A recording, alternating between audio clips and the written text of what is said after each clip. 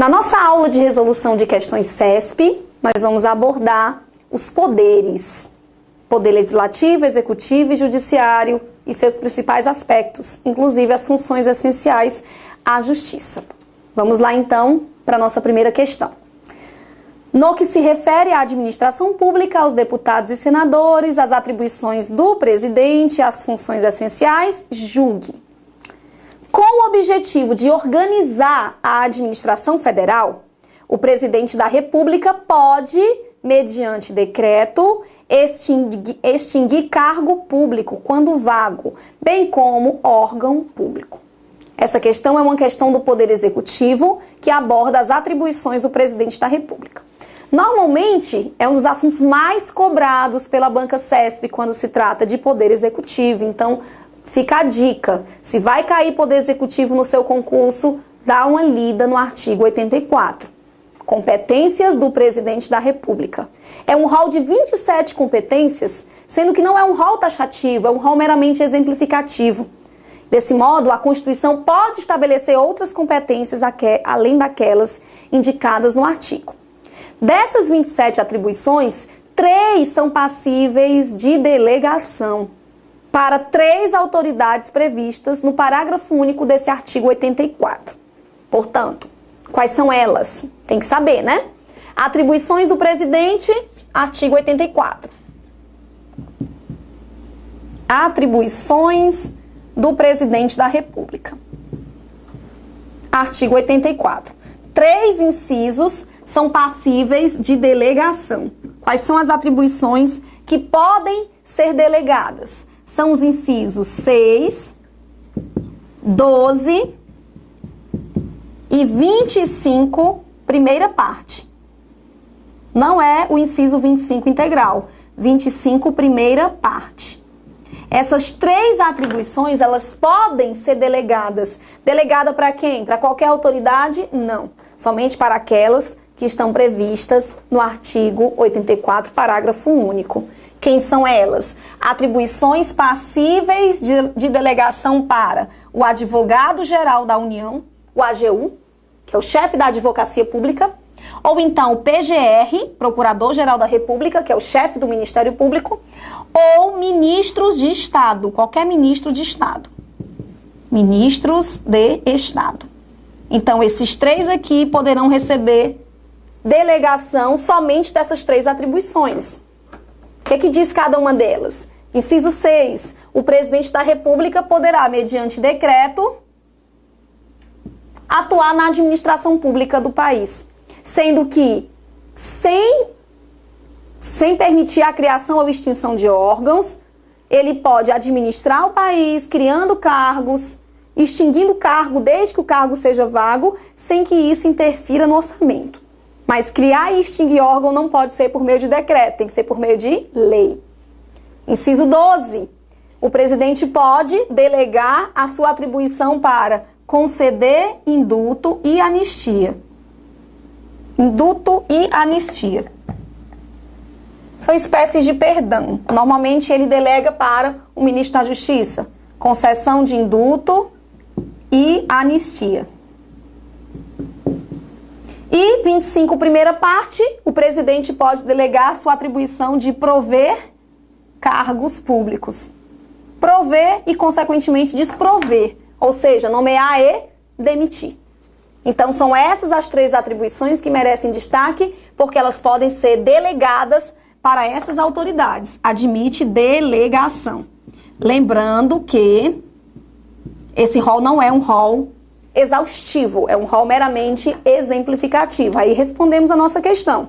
Com o objetivo de organizar a administração federal, o presidente pode, mediante decreto, extinguir cargo público? Pode, quando vago. Bem como órgão público? Não. Órgão público só pode ser criado e extinto por meio de lei. Então, nem ele pode, por meio de decreto, muito menos delegar, porque não é competência nem mesmo dele, presidente. As demais competências não são passíveis de delegação. Por exemplo, cabe ao presidente sancionar e vetar leis, cabe ao presidente decretar a guerra, celebrar a paz. Então, essas atribuições são privativas dele, sem a possibilidade de delegação para essas 3 autoridades. Primeira questão, então, incorreto. Próxima. Em caso de vacância dos cargos de presidente e vice-presidente da República, nos 3 primeiros anos do mandato, deve-se convocar a eleição popular direta, a ser realizada 90 dias depois de aberta a última vaga, assegurando-se aos eleitos um mandato de 4 anos, permitida a reeleição para um único período subsequente. Também assunto muito importante. O que vai acontecer no caso de vacância de cargo público? Qual deve ser a conduta? Vacância. Vacância é diante da impossibilidade de atuação de presidente e vice. Então, vacância de presidente da República e vice. Porque na ausência do presidente, nós temos o vice. Agora, diante da omissão de ambos, da ausência de ambos, nós temos os interinos, os substitutos, que vão ficar ali apenas até que o mandato seja repassado para outro. Na ordem, temos o presidente da Câmara dos Deputados, se ele não puder, presidente do Senado Federal, e diante da impossibilidade deste, temos ainda o presidente do STF. Não é à toa que para ocupar esses 3 cargos tem que ser brasileiro nato, porque para ser presidente e vice também é necessário a nacionalidade brasileira nata. Então esses são substitutos. Porém, de acordo com o período em que ocorrer a vacância, nós vamos ter eleição direta ou indireta. Aí, se a vacância tiver ocorrido nos 2 primeiros anos do mandato presidencial, nos 2 primeiros anos do mandato de 4 anos, nós vamos ter que eleições diretas, onde o povo vai escolher o seu novo presidente. Nós vamos ter eleição direta no prazo de 90 dias. Entretanto, se a vacância tiver ocorrido nos 2 últimos anos,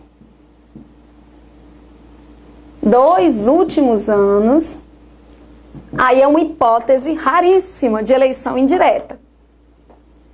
Porque aqui não é o povo que vai escolher o seu representante, aqui é o Congresso Nacional. Eleição indireta no prazo de 30 dias. Qual é a diferença? Eleição direta, quem vai escolher o representante é o povo, por meio do voto. É o povo por meio do voto, direto, secreto, universal e periódico. Se for eleição indireta, não é o povo, é o Congresso Nacional.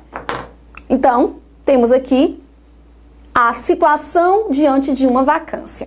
Desse modo, voltando para a questão, em caso de vacância dos cargos de presidente e vice-presidente, nos 3 primeiros anos do mandato, já não é 3 primeiros anos, nos 2 primeiros anos, deve-se convocar a eleição popular direta somente se fossem 2 primeiros anos. Então já está incorreto. Eleição direta a ser realizada em 90 dias após a abertura da última vaga, assegurando-se aos eleitos um mandato de 4 anos permitido uma reeleição. Errado. Tanto na hipótese de eleição direta como indireta, o sucessor, ele vai apenas complementar o mandato do antecessor. É o chamado mandato tampão. Ele não vai passar 4 anos, ele vai apenas complementar. Se a vacância se deu com 1 ano e 6 meses, teve a eleição, ele vai complementar, vai passar mais 2 anos e poucos meses. Se a vacância se deu com 3 anos, ele vai complementar apenas o ano que falta. Portanto, em hipótese alguma, ele vai passar 4 anos. É o mandato tampão, vai apenas complementar o período do mandato do seu antecessor. Portanto, incorreta. Próxima questão, em relação às atribuições do presidente da República. Muitas atribuições contidas aqui no artigo 84, algumas passíveis de delegação.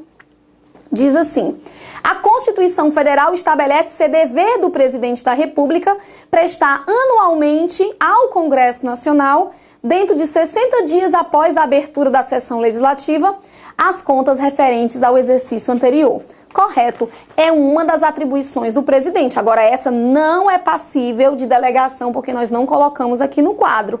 É uma de suas competências, apresentar anualmente as suas contas. Apresentar para quem? Ao Congresso Nacional. O Congresso Nacional vai, então, está no inciso 24. Cabe ao Congresso Nacional, artigo 84, inciso 24, cabe ao Congresso Nacional apreciá-las. Na verdade, vai para o Tribunal de Contas da União, que vai emitir um parecer prévio, indicativo da lisura ou não dessas contas, e o Congresso Nacional vai, então, julgá-las. Se por acaso o presidente da República não cumprir com a sua obrigação de apresentar suas contas em 60 dias após a abertura, a competência passa para a Câmara dos Deputados. É uma das competências da Câmara. Proceder, competência privativa. As competências privativas da Câmara e do Senado estão nos artigos 51 e 52.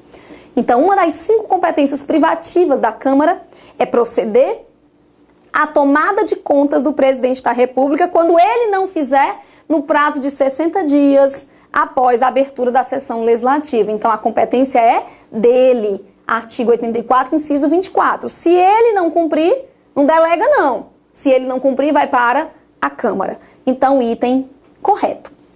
Fundamentação, artigo 84, inciso 24. Próxima questão. Ocorrendo a vacância dos cargos de presidente e vice nos 2 primeiros anos do mandato, voltando aqui para o quadro, se a vacância ocorrer nos 2 primeiros anos do mandato, deverá haver eleição para ambos os cargos pelo Congresso Nacional. Está incorreto. Eleição pelo Congresso Nacional somente se a vacância tiver ocorrido nos 2 últimos anos. Incorreto. 90 dias depois de aberta a vaga? Sim.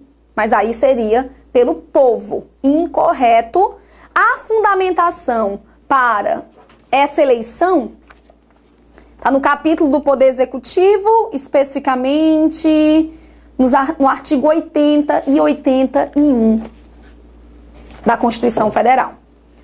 Próxima questão. Os presidentes da Câmara dos Deputados, do Senado Federal e do STF exercerão sucessivamente, presidente da Câmara, do Senado e do STF, a presidência da República no caso de impedimento de presidente e vice. Se o impedimento for só do presidente, não chama presidente da Câmara, Senado e STF, porque o vice responde. O vice responde não tem nova eleição. Pouco importa o período. O vice pode sim substituir o titular durante todo o mandato. Então, só vai ter sucessão se for vacância de ambos. Aí sim eu posso chamar os 3 e, chamando os 3, eles também não vão encerrar mandato.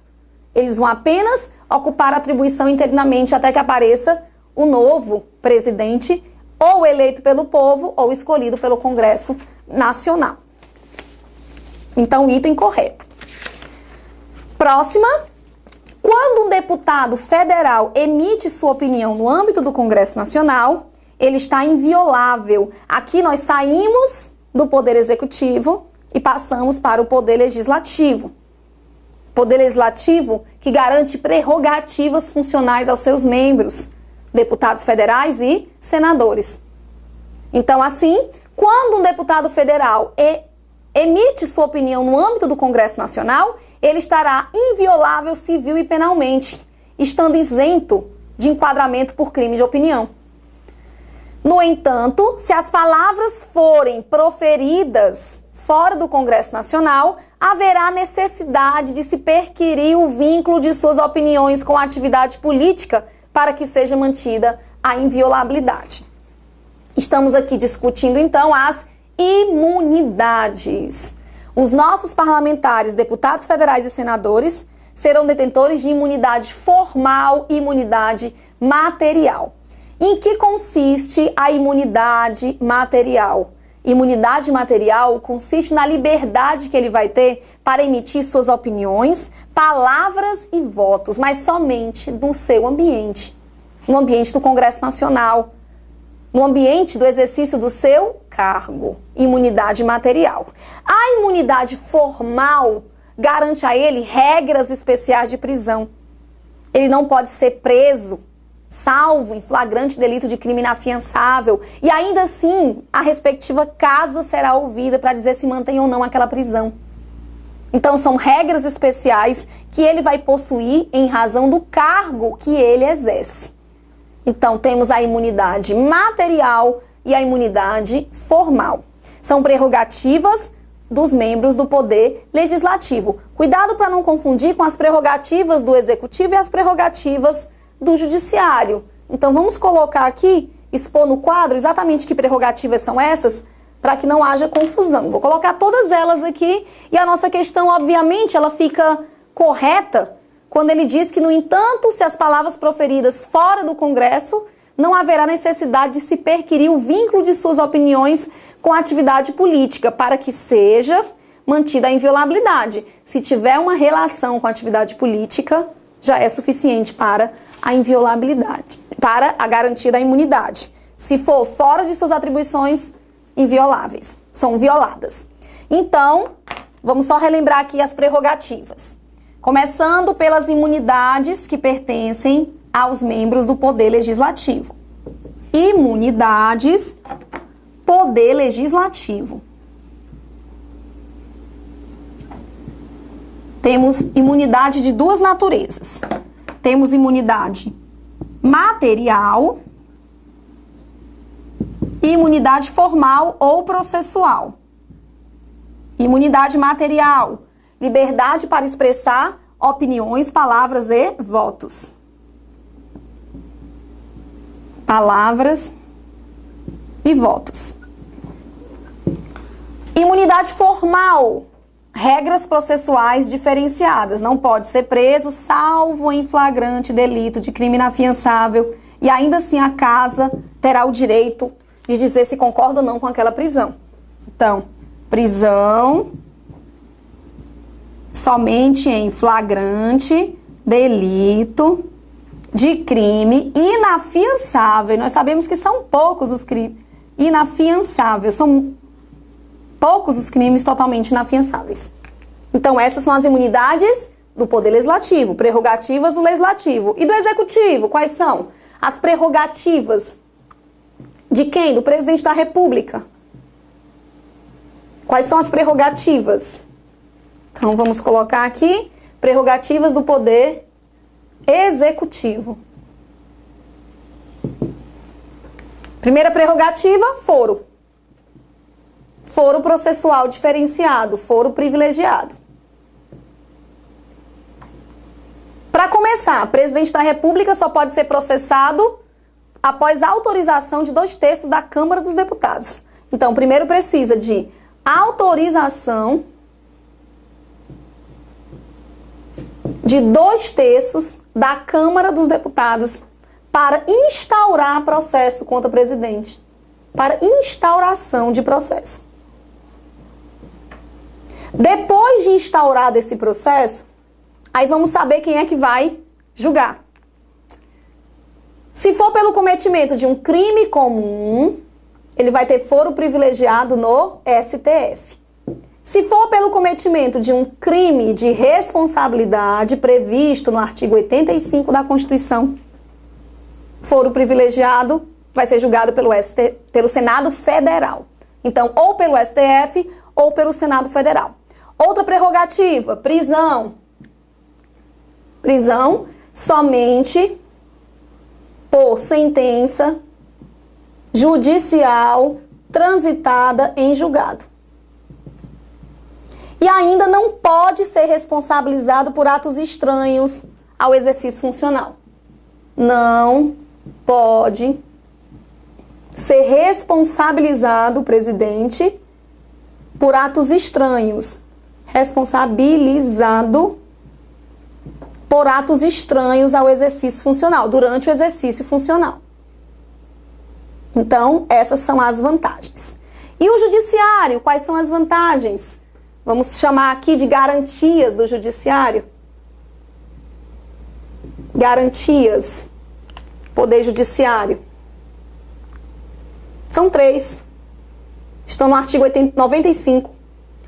Vitaliciedade, que no primeiro grau se dará após 2 anos de aprovação em estágio probatório, depois imediatamente com a posse. Inamovibilidade, não podem ser removidos a não ser por vontade própria ou por maioria do tribunal. E irredutibilidade dos subsídios.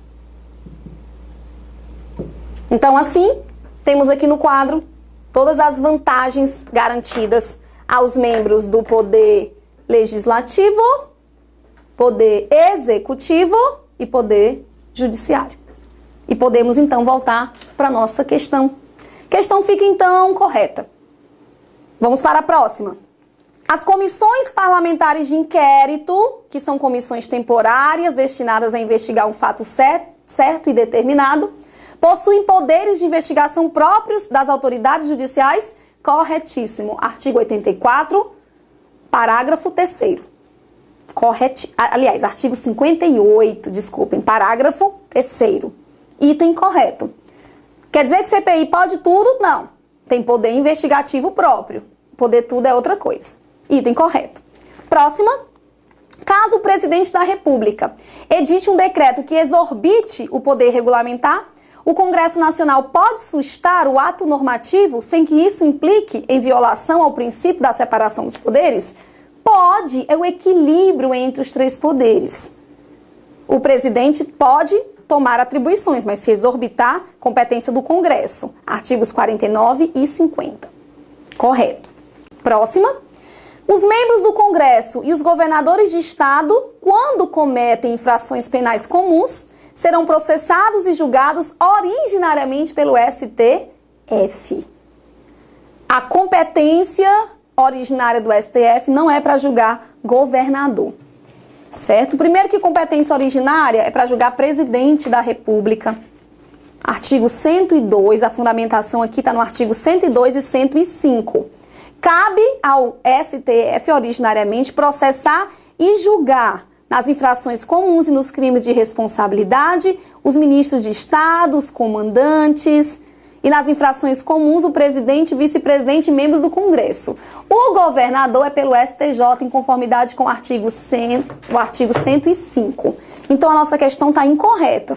Membros do Congresso Nacional, ok, o erro aqui é só governador. Risca o governador e coloca competência originária do STJ, artigo 105. Incorreto.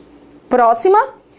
O Poder Judiciário goza de autonomia administrativa, razão porque auto-organiza seus serviços, mas não detém autonomia financeira. Está incorreto. Os três poderes possuem autonomia administrativa, financeira e orçamentária. Incorreto, previsão contida no artigo 93 da Constituição Federal. Próxima questão. O juiz não poderá exercer a advocacia no juízo ou tribunal do qual se afastou antes de decorridos 3 anos do afastamento do cargo por aposentadoria ou exoneração. Da mesma forma que o artigo 95 traz as garantias do judiciário, ele nos traz também as vedações. Os membros da magistratura, que são os juízes, desembargadores e ministros, eles não podem exercer outro cargo salvo um de magistério. Não podem receber propina, vantagens em razão do cargo. Não podem exercer atividade político-partidária. Assim como também eles não podem exercer a advocacia no juízo ou tribunal do qual se afastaram nos últimos 3 anos, tá bom? Então, nossa questão aqui está correta. Próxima.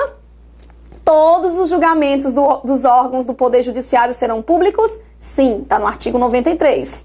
E fundamentadas todas as decisões sob pena de nulidade, podendo a lei limitar a presença às próprias partes e seus advogados, ou somente a estes, em casos nos quais a preservação do direito à intimidade do interessado no sigilo não prejudique o interesse público à informação.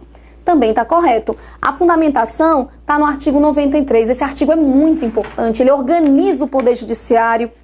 O 93, ele trata dessa necessidade de publicidade, especificamente no inciso 9, que diz que os julgamentos serão públicos, e no 10, que as decisões administrativas serão motivadas em sessão pública. Correto. Próxima. O juiz titular residirá na respectiva comarca, está no artigo 93 também. Correto. Independente de interesse próprio do tribunal? Não. Juiz titular reside na respectiva comarca, salvo por autorização do tribunal. Tem uma exceção, por isso que está incorreto. Se o tribunal permitir, ele não precisa residir na comarca. Incorreto. Artigo 93. Próxima, composição dos nossos tribunais. Olha a composição do STF, artigo 101. Compõe-se de 11 ministros, não 12. 11 ministros escolhidos entre cidadãos com mais de 35 e menos de 65 anos, de notável saber jurídico e reputação ilibada, escolhido entre brasileiros natos. São 11 brasileiros natos. Não precisa ser bacharel em direito. Basta que ele cumpra com esses requisitos: notável saber jurídico, reputação ilibada. Incorreto. Previsão, artigo 101. Próxima.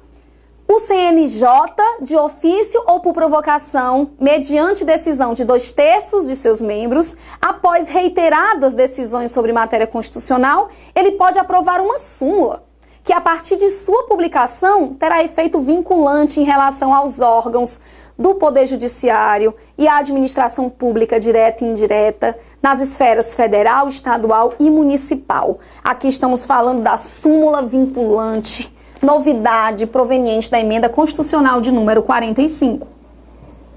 Súmula vinculante. Ela é exclusiva do STF e ela vincula todo o Poder Judiciário, salvo o próprio STF, e vincula toda a administração direta e indireta.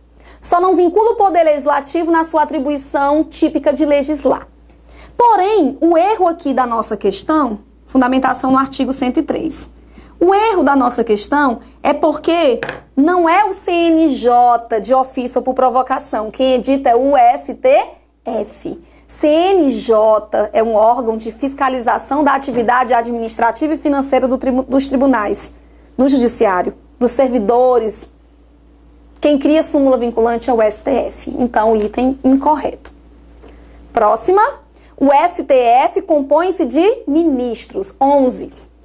Escolhidos entre cidadãos, bacharéis em direito, já está errado. Escolhido entre brasileiro, nato, nem precisa ser bacharel em direito.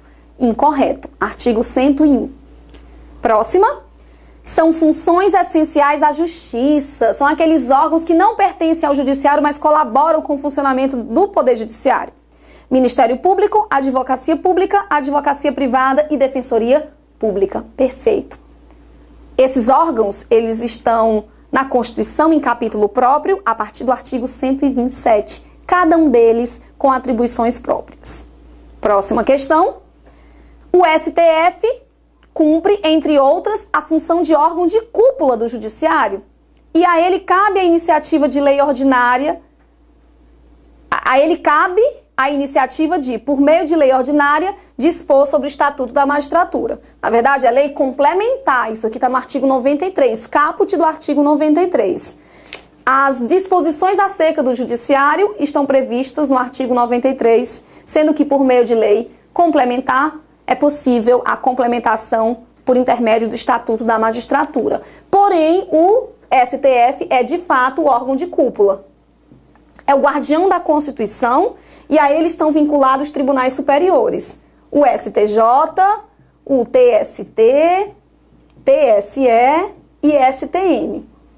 Todos eles com jurisdição em todo o território nacional, sendo que se vinculam a tribunais regionais. TRT, TRE, militar não possui tribunal regional em todos os estados, então pulamos. STJ, TRF e Tribunal de Justiça, que vão se vincular a justiças locais, Justiça Federal, Justiça Estadual, Justiça do Trabalho, Justiça Eleitoral e Justiça Militar. Então, esse é um breve organograma dos órgãos que compõem o Judiciário e estão previstos no artigo 92. Cadê o CNJ? Criado pela emenda 45, o CNJ atua junto com o STF, fazendo a fiscalização administrativa e financeira dos órgãos do Poder Judiciário e dos servidores que o compõem. Então, assim, o item está correto. Não, está incorreto, porque não é lei ordinária, é lei complementar. Dá só uma olhada no caput do artigo 93. Próximo, o Poder Legislativo opera por meio do Congresso Nacional, instituição bicameral, composto por Câmara e Senado. Salvo disposição constitucional em contrário, as deliberações de cada casa e de suas comissões serão tomadas por maioria dos votos, presente a maioria absoluta dos seus membros. Isso aqui está no capítulo do Poder Judiciário. Está correto. Fundamentação no artigo 69. 69, na verdade 69 fala das leis complementares. As deliberações no artigo 67, 68. Então, correto. E por fim, nossa última questão. No caso de o presidente da República, na vigência do mandato, praticar crime comum não relacionado às funções do cargo, sua responsabilização perante o STF estará condicionada à admissibilidade da acusação por 2/3 dos membros da Câmara. Eu sei que para processar e julgar o presidente da República precisa do juízo de admissibilidade da Câmara, 2/3 dos votos de seus membros, para instaurar processo contra o presidente, seja por crime comum ou de responsabilidade. Porém, o artigo 86, no seu parágrafo 4º, diz que o presidente, na vigência do mandato, não pode ser responsabilizado por atos estranhos ao exercício de suas funções. Então, a questão diz, no caso do presidente, na vigência do mandato, praticar crime comum não relacionado às funções, na verdade, ele não vai poder ser responsabilizado, mas tão somente quando encerrar o mandato. Então, item incorreto. Fundamentação, artigo 86, parágrafo 4º. E assim finalizamos as nossas questões CESP acerca dos 3 poderes e das funções essenciais à justiça. Deem muita atenção a esses pontos que nós discutimos durante a aula. Certamente são os assuntos que, com toda certeza, serão cobrados na sua prova. Muito obrigada!